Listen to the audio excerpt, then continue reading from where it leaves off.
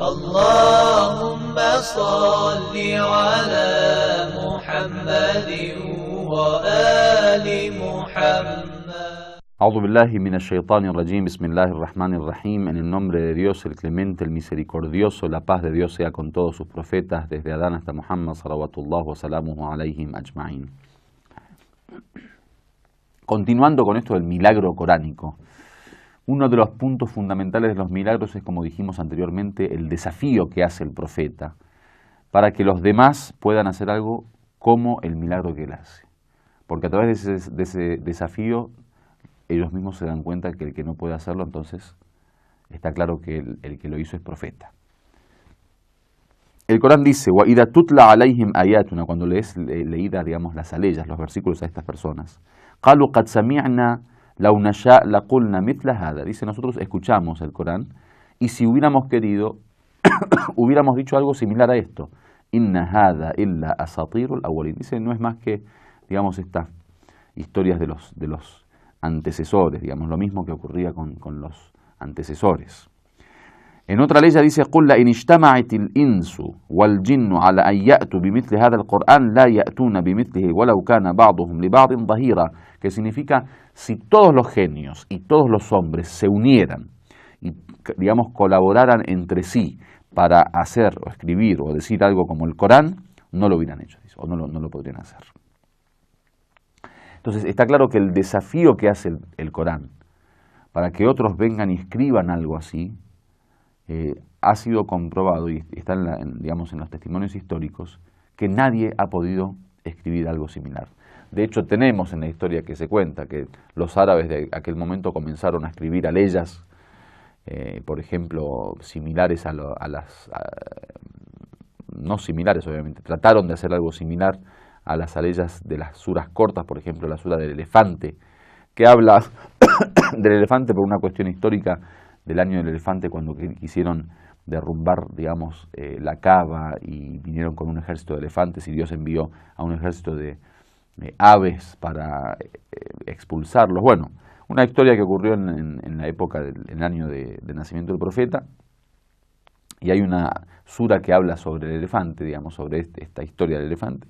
Entonces vinieron los árabes a querer hacer algo parecido y empezaron a decir, bueno, el elefante, juro por el elefante tiene una trompa larga, unas cosas que uno lo lee, digamos, se da cuenta que realmente es algo que no tiene nada que ver ni con un libro sagrado, ni con una escritura, digamos, divina, ni con revelación. Ahora miren cómo se desarrolla el tema del desafío en el Corán. Hay tres etapas del desafío, tres formas o tres dimensiones. Dice primero, Am yaquluna iftarah qul fa'tu bi'ashri suwarin mithlihi. Dice, bueno, ustedes que dicen que digamos, esto es mentira, entonces ustedes, dice Dios en esta ley, escriban o digamos, sean autores de un libro con, aunque sea 10 suras, 10 capítulos, como esta. Y después dice, bueno, y busquen a quien quiera que les ayude, digamos que no sea Dios, si ustedes son veraces. Dice, فَإِنْ لَمْ تَسْتَجِيبُوا لَكُمْ فَاعْلَمُوا إِنَّمَا أُنْزِلَ بِعِلْمِ اللَّهِ. Dice, فَإِنْ لَمْ يَسْتَجِيبُوا لَكُمْ فَاعْلَمُوا أَنَّمَا أُنْزِلَ بِعِلْمِ اللَّهِ. Dice, y si no responden, si no hacen algo parecido, entonces sepan que esto pertenece a Dios, porque si no sería muy simple, digamos, el desafío. En otra ley dice, Am yaquluna iftarah qul fa'tu bisuratin mithlihi. Dice, bueno, ustedes que dicen que esto es mentira, entonces Dios dice, no, ni siquiera quiero 10 como en la primera ley. Dice, no, hagan una sura, un solo capítulo, igual a los del Corán.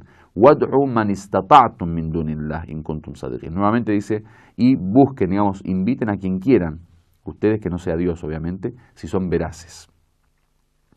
Después, digamos, va creciendo este desafío en el sentido de la fuerza del Corán. Dice, no, ustedes no solo no pueden escribir 10 suras o capítulos, no solo no pueden escribir un capítulo, no pueden escribir ni siquiera una leya.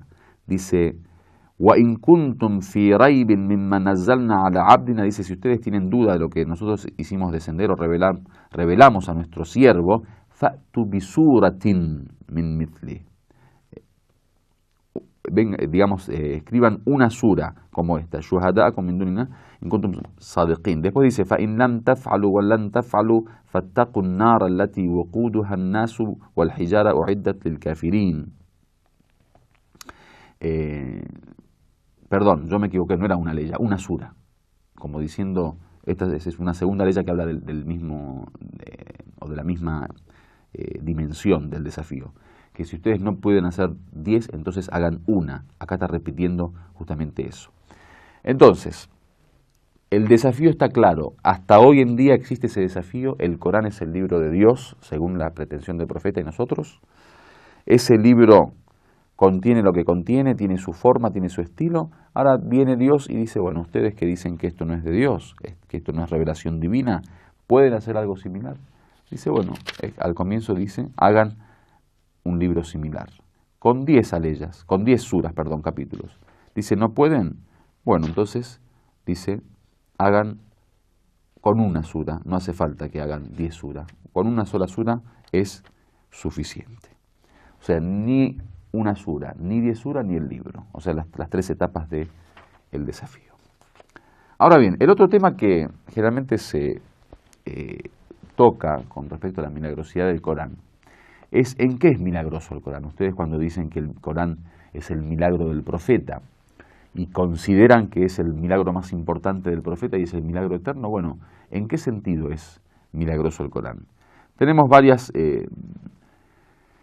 cuestiones que tocar, son varios los puntos que generalmente el mismo Corán propone, en las narraciones también aparecen, y en el análisis que hacen muchos sabios sobre la milagrosidad del Corán se presentan varios puntos importantes. Uno de los puntos, que es uno de los más famosos, digamos, es lo que llaman en árabe al-balagha, la elocuencia del Corán.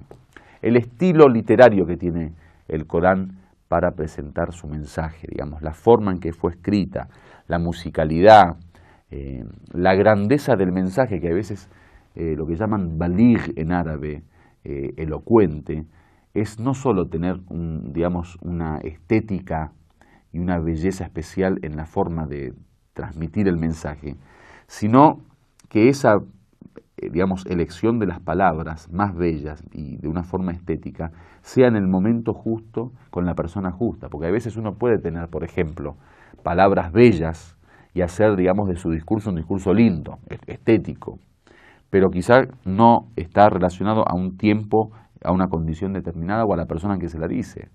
O sea, por poner un ejemplo, el poeta que habla de amor, sí, puede utilizar, por ejemplo, la blancura de tu rostro como la nieve, por ejemplo, o tu cabello rubio, por ejemplo, como los rayos del sol. Son palabras lindas, puede ser, y que realmente, poéticamente hablando, sirvan. Pero eso no se le puede decir, por ejemplo, a quien asesinó a mi hijo, a quien destruyó mi casa, a quien me robó, a quien hizo una guerra y mató a inocentes.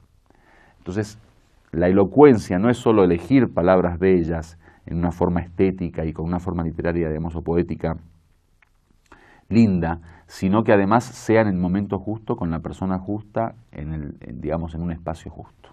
Y eso es lo interesante del Corán. El Corán no solo presenta un discurso bello, sino presenta un discurso bello en el contexto que necesita ser bello. Y le da a cada palabra su valor, según ese contexto, según el momento, según el lugar. Entonces es importante esto de la elocuencia del Corán, que es una de las características de la milagrosidad. En la próxima lección hablaremos de las otras características. Walhamdulillahi Rabbil Alamin.